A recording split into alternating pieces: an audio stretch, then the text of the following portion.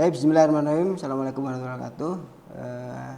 Hadirin sekalian, perkenalkan saya Wisnuwardoyo,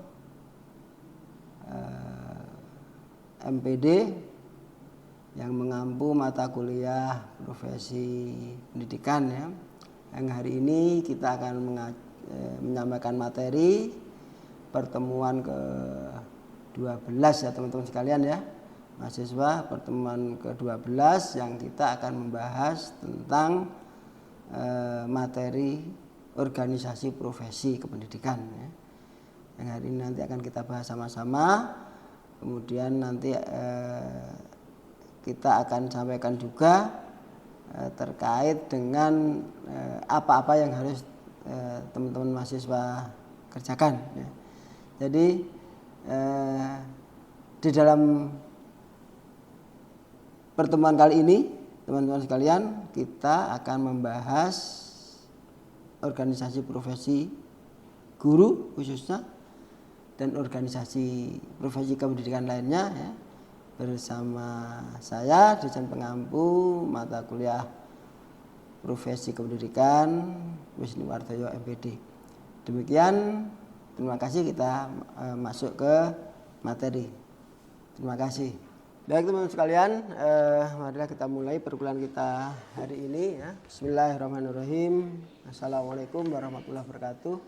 Waalaikumsalam warahmatullahi wabarakatuh. Selamat siang dan salam sejahtera bagi kita sekalian teman-teman. Bagaimana kabar hari ini? Baik. Alhamdulillah, sudah sarapan? Sudah. Mudah-mudahan tidak ngantuk ya. Karena jam-jam segini ya, mudah-mudahan teman-teman tetap fokus. Dan terima kasih atas kehadiran teman-teman sekalian di perkuliahan kita hari ini. Sebagaimana jadwal biasa teman-teman, hari ini kita akan membahas atau melanjutkan materi untuk mata kuliah profesi kependidikan. Kita masuk di organisasi profesi kependidikan sebagaimana terpampang di Smart TV di depan itu ya teman-teman ya. Nah, materi ini juga sudah ada di handout atau modul yang sudah kita sampaikan ke teman-teman sekalian. Bisa dilihat juga di situ ya, ada modul juga ada handout yang sudah kami sampaikan ke teman-teman sekalian, bisa dibuka ya. Juga nanti ada diskusi-diskusi dari teman-teman, boleh mengambil seperti biasa ya materi dari luar, dari yang lain ya teman-teman, ada referensi-referensi yang lain itu bisa dipakai untuk memperluas khasanah kajian kita terkait dengan organisasi profesi kependidikan. Baik teman-teman, kita bisa lihat di slide depan ya. Bisa juga dilihat materi PPT yang sudah saya sampaikan di teman-teman ya. Bisa dibuka lewat HP kalau memang yang kesulitan untuk mengakses Smart TV di depan ya. Ya, jadi organisasi profesi kita sebagai calon guru ya.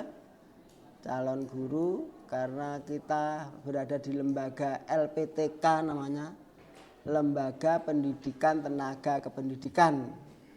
Fakultas apa? Di teman-teman Fakultas Fabio, apa itu Fabio? Fakultas Pendidikan Bahasa, Sosial dan Olahraga. Di situ disebutkan Fakultas Pendidikan. Itu menunjukkan bahwa lembaga kita itu lembaga pendidikan yang menghasilkan tenaga kependidikan. Makanya dikatakan LPTK, Lembaga Pendidikan Tenaga Kependidikan. Program studinya apa? Pendidikan bahasa, jangan bahasa Indonesia saja. Program studi pendidikan bahasa Indonesia. Baik teman-teman, makanya yang kita bahas hari ini organisasi terkait dengan kependidikan, bukan organisasi yang lain ya, karena sesuai dengan lembaga yang teman-teman bergabung di dalamnya, LPTK, yaitu Lembaga Pendidikan Tenaga Kependidikan. Baik teman-teman, sebelum kita masuk ke situ, ini kita perlu melihat juga ya, kira-kira apa sih yang ingin kita dapatkan, ya, yang ingin kita tuju terkait dengan pembelajaran hari ini, terkait dengan materi organisasi profesi.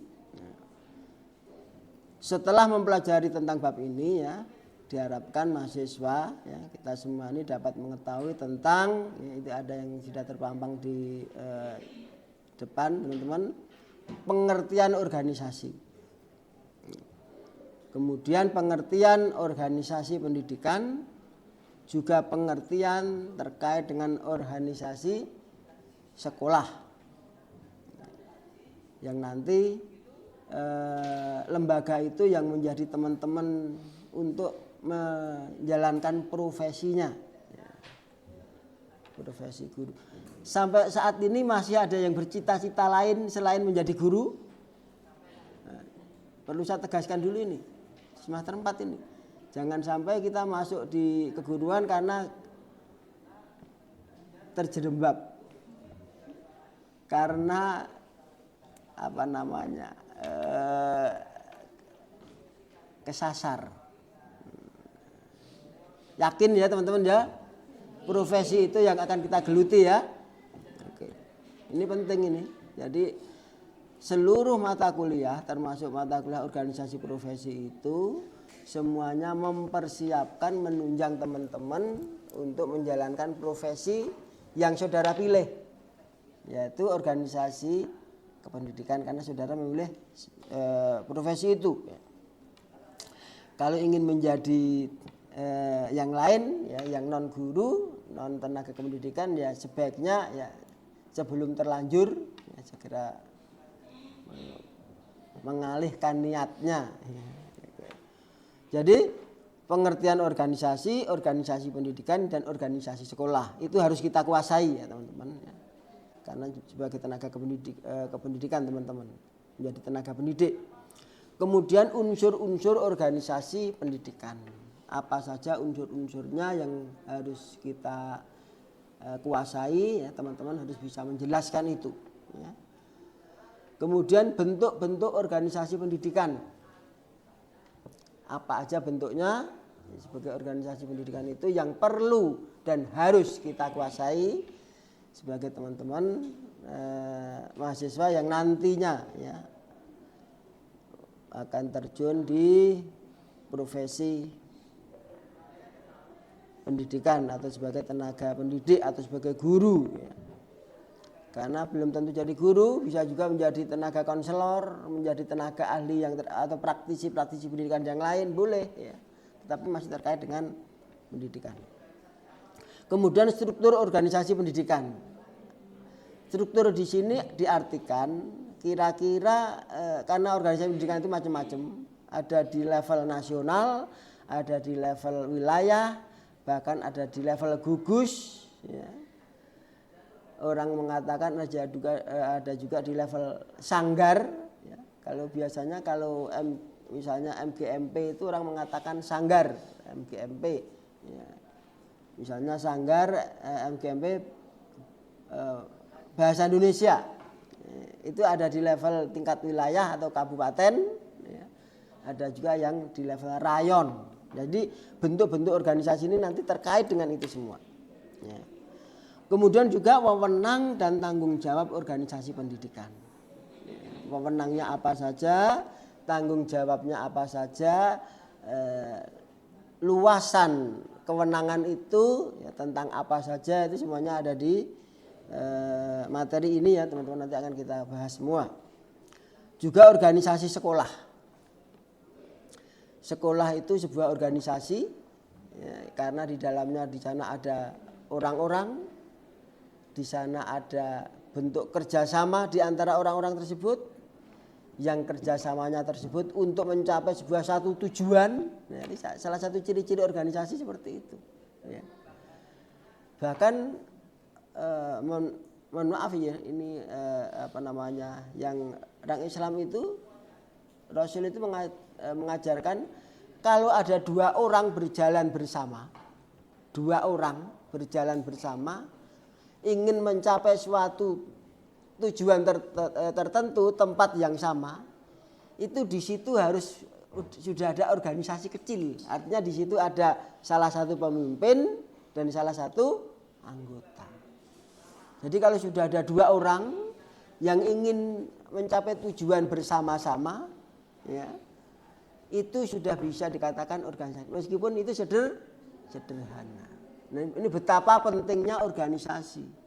Jadi di situ mesti ada pemimpinnya, ada leadernya, ya, juga ada yang dipimpin. Nah, ini salah satu organisasi. Nah, sekolah pun demikian. Jadi dalam satu sekolah itu kita harus merasa ini satu tubuh, ya. Nah, makanya dikatakan organisasi. Nah, organisasi sekolah juga ini menjadi bagian dari kajian dari organisasi profesi kependidikan yang teman-teman harus kuasai itu semua. Oke, sebelum kita lanjut sampai di sini mungkin ada pertanyaan terkait dengan materi dan luasan, ya. Mungkin ada teman-teman teringat dengan sekolahnya mungkin, atau teringat dengan pengalamannya di lapangan, di rumah, di masyarakat terkait dengan ini, ya. Sebelum kita masuk boleh ditanyakan untuk kita diskusikan, ya, sambil nanti kita mengkaji, ya, kalau begitu, ya, apa yang persepsi teman-teman selama ini, ya, bisa jadi benar, bisa jadi kurang benar, bisa jadi tidak benar, ya, setelah nanti kita kaji sama-sama. Oke. Silakan kalau ada pertanyaan yang ingin teman-teman sampaikan, ya, sebagai bahan memperluas kajian kita. Karena dengan belajar seperti itu teman-teman, kita belajar menyampaikan sesuatu yang selama ini kita yakini atau selama ini kita ketahui, ya. Kemudian setelah dikaitkan, setelah kita diskusikan dengan beberapa pihak, dikaitkan dengan teori dan sebagainya, kalau di situ ada kesesuaian kita langsung ingat. Dan kalau tidak ada kesesuaian juga, kita akan lebih mudah kita mengingatnya kembali. Jadi seakan-akan kita seperti disegarkan seperti itu, ya. Itu namanya refleksi, ya. Kita bisa merefleksi atas pengalaman kita terkait dengan materi itu. Kalau ada silahkan sebelum kita lanjut ke materi berikutnya. Ada? Cukup jelas, ya, karena kita baru membahas terkait dengan ruang lingkupnya. Oke. Teman-teman itu di depan bisa kita lihat organisasi profesional. Ya. Kenapa perlu sebuah organisasi? Ya. Di sini disebutkan, ya, karena dengan melalui organisasi profesi ini, ya, akan ada upaya, ya, selalu diupayakan dan diperjuangkan anggotanya menjadi ahli dan atau pekerja yang otonom dan profesional. Nah, jadi ini yang pertama, ya, unsur yang pertama teman-teman. Makanya kenapa di kampus juga itu teman-teman dan dosen itu menggalakkan teman-teman jangan menjadi mahasiswa kupu-kupu. Kuliah pulang. Harus aktif berorganisasi, kan gitu, ya. Organisasi apapun, ya, kemahasiswaan maupun yang lain.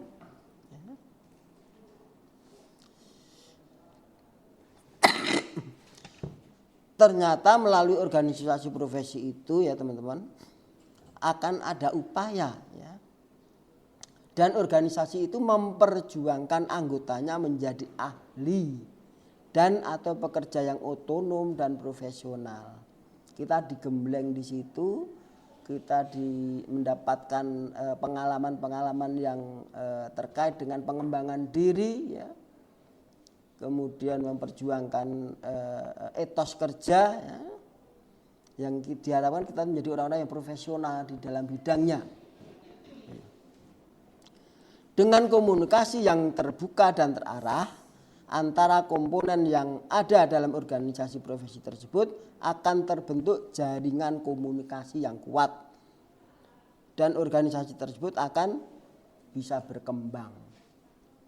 Nah, ini pentingnya kita berorganisasi teman-teman. Nanti teman-teman begitu menjadi guru ya jangan sudah bangga sudah mendapatkan SK, rekening sudah bunyi, kemudian ya, kalau sudah dapat gaji kan rekening bunyi, ada notifikasi tiap tanggal muda.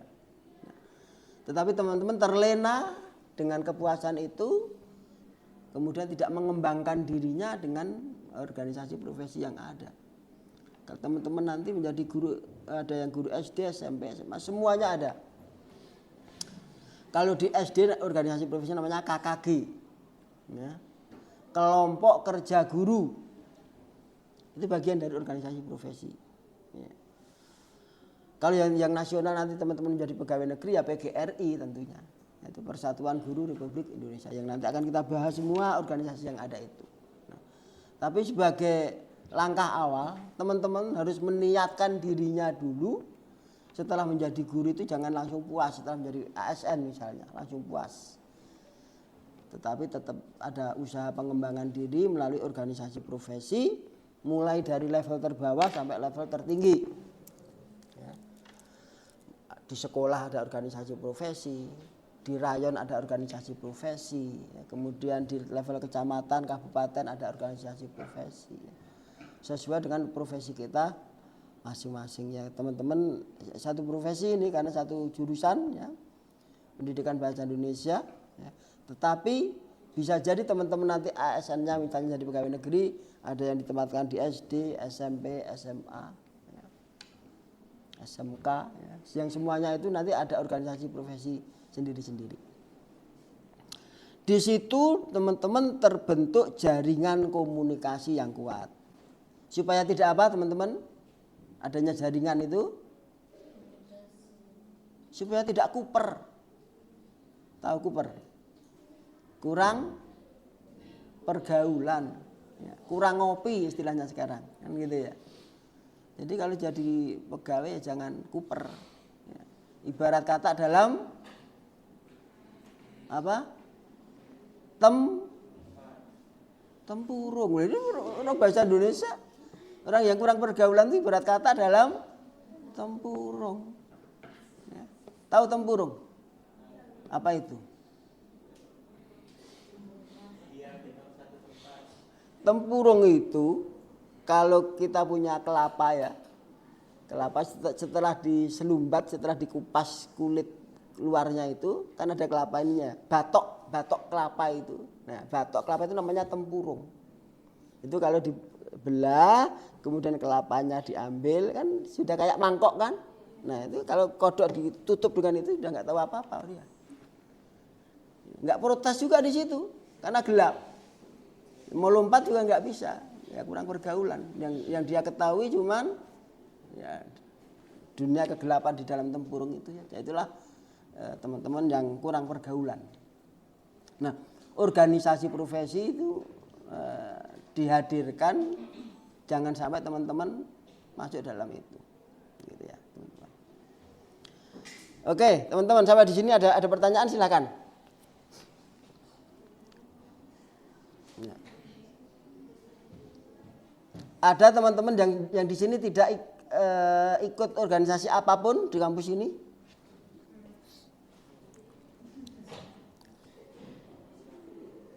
Ya.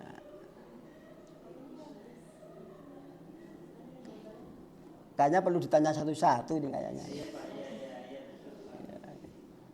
Jadi kalau tidak berorganisasi teman-teman bukan orang lain yang rugi, teman-teman sendiri yang rugi. Karena itu tadi ibarat kata dalam tempurung taunya atau kupu-kupu tadi kuliah pulang ya, tidak ada nilai tambah. Ya. Itu teman-teman ya yang bisa saya sampaikan terkait dengan keberadaan organisasi profesi. Ya. Silakan materi berikutnya teman-teman pelajari di dalam modul. Ya, di dalam modul semuanya sudah ada di situ untuk memperluas wawasan. Ya. nanti setelah teman-teman mendapatkan wawasan dari situ, bisa kita lanjutkan dengan diskusi-diskusi terkait dengan organisasi profesi. Ya. Teman-teman kalau sudah berulang kali saya sampaikan, kita itu satu SKS itu 170. Satu SKS itu 170 menit. Ya. Kemudian itu dibagi 50 berupa tatap muka. Ya. 50 berupa tatap muka. Dari 170 diambil 50 masih berapa? Masih 20. 120 itu 60-nya teman-teman adalah tugas mandiri. Yang teman-teman harus mencari sendiri informasi terkait dengan perkuliahan itu di luar, tidak ditatap muka, yang nanti hasilnya dibawa ke kelas untuk didiskusikan. Jadi kalau teman-teman sudah selesai perkuliahan itu pulang itu bukan ye selesai, bukan, masih ada tanggung jawab untuk mencari informasi terkait kuliah di luar. Yang berikutnya adalah tugas terstruktur atau tugas yang diberikan oleh dosen. Tugas kelompok, bisa di kampus, bisa di rumah. Diskusi-diskusi begitu. Ya. Jadi kalau 2 SKS itu 100 menit, berarti masih ada 120 kali 2. 240 menit teman-teman untuk memperkuat materi hari ini di luar perkuliahan seperti ini. Ya. Makanya dikatakan kalau anak kuliah itu andragogik bukan pedagogik. Yaitu pendidikan orang. Tahu andragogik itu artinya apa? Orang-orang pendidikan. Andragogik dan pedagogik. Tahu tidak? Pedagogik itu untuk pendidikan anak-anak. Kalau andragogik pendidikan orang dewasa, bukan orang tua. Orang tua itu anggur. Ya. Orang dewasa artinya teman-teman sudah bisa mengarahkan sendiri bagaimana teman-teman mengembangkan diri dalam pendidikan ini. Nah ini bagian dari organisasi profesi juga teman-teman ya. Bagian dari pengembangan diri dan penguatan diri tadi, memperluas jaringan dan sebagainya. Nah. Oke, saya kira itu teman-teman perkuliahan kita hari ini. Ya. Kalau ada pertanyaan silakan sebelum kita tutup. Ya, nanti teman-teman bisa lanjutkan perkuliahan materi ini di modul yang sudah saya sampaikan, sudah saya kirim juga di grup. Ya. Saya enggak suka kalau atau enggak puas kalau teman-teman kuliah itu tidak membawa sesuatu yang dari rumah gitu ya. Sampai di sini baru kita diskusi. Jadi kita tidak tidak monoton, kita bisa aktif ya teman-teman. Tapi untuk kelas ini saya rasa sudah bagus ya. Kemarin sudah diskusi terkait dengan kasus kependidikan ya, kasus problematika pendidikan di Indonesia. Maaf, di Indonesia yang nanti khususnya yang di kasus-kasus di Papua yang kemarin sudah teman-teman diskusikan ya. Nanti saya tunggu kejutan-kejutannya dari analisa teman-teman terkait dengan kasus itu ya. Ya itu juga nanti terkait dengan profesi pendidikan, teman-teman lihat di situ. Apakah ada unsur organisasi tertentu yang memang tidak berfungsi dan sebagainya. Ya. Atau mungkin di situ teman-teman guru tidak melakukan profesinya sebagaimana mestinya sebagai dia seorang tenaga profesional yaitu sebagai guru. Bisa dikaji di situ. Ya, bisa dikaji di situ. Oke. Saya kira itu yang bisa saya sampaikan. Silakan kalau ada pertanyaan 1-2 saya persilakan sambil mempersiapkan absensi teman-teman. Kalau ada pertanyaan silakan sekali lagi. Tidak ada, terima kasih atas kehadirannya, kerjasamanya dan partisipasinya. Mudah-mudahan hari ini kita bermanfaat yang kita kaji ini ya, bagi pengembangan diri kita semua ya teman-teman. Jangan lupa nanti tetap materi ini tetap dipelajari sesuai yang ada di modul ya. Modul dan handoutnya sudah ada semua. Ditambah materi yang lain boleh teman-teman ya, dari apapun ya, dari TikTok kah, dari apa yang terkait dengan organisasi, dari YouTube kah ya, kalau ada hal yang baru bisa disampaikan ya. Tetapi informasi dari mass media seperti itu jangan ditelan mentah-mentah langsung dianggap benar ya teman-teman. Itu yang saya khawatirkan. Makanya kalau ada, bawa ke sini kita diskusikan. Jangan sampai kita itu tersesat oleh informasi yang disebarkan orang yang mungkin tidak tahu atau tahu sedikit, tapi sudah di-share di mass media, media sosial yang kita akhirnya termakan. Itu yang saya khawatirkan. Makanya kalau ada informasi digabungkan di sini, kita diskusikan di sini, ya, supaya kita tahu bahwa ini benar, betul-betul benar, ya, dan benar-benar betul, gitu ya. Kalau yang salah memang itu salah. Yang kita dapatkan itu yang benar-benar betul dan betul-betul benar. Itu. Gitu ya teman-teman ya. Makasih atas kehadirannya. Mohon maaf jika ada yang kurang pas dan kurang berkenan. Kita akhiri semua. Assalamualaikum warahmatullahi wabarakatuh. Waalaikumsalam warahmatullahi wabarakatuh. Dan selamat siang teman-teman. Oke teman-teman sekalian, terima kasih atas partisipasinya ya. Ini tadi materi yang kita bahas sudah cukup saya kira, dengan berbagai pertanyaan dan tanggapan dari teman-teman tadi ya. Mudah-mudahan bisa memberikan khasanah yang lebih luas lagi, wawasan yang lebih luas lagi terkait dengan materi profesi kependidikan ya. Tentunya dari sisi teori ya, kita bisa pelajari, tetapi fakta-fakta di lapangan yang teman-teman sudah bisa sampaikan itu bisa menambah luasan pemahaman teman-teman sekalian ya. Untuk itu sebagaimana sudah kita ketahui semua, teman-teman harus tetap mempelajari materi itu bukan hanya dari buku, tetapi dari berbagai sumber yang lain ya, yang bisa memperluas dari pemahaman teman-teman sekalian terkait dengan materi profesi pendidikan ya. Akhir minggu depan kita akan melanjutkan diskusi terkait dengan materi yang akan yang sudah kita bahas tadi ya teman-teman. Diskusi ditambah lagi nanti menyelesaikan tugas kemarin yang masih tersisa, yaitu terkait dengan problematika pendidikan yang ada di Papua yang teman-teman sudah buat makalahnya. Terima kasih. Kita akhiri. Terima kasih atas kehadirannya. Assalamualaikum warahmatullahi wabarakatuh.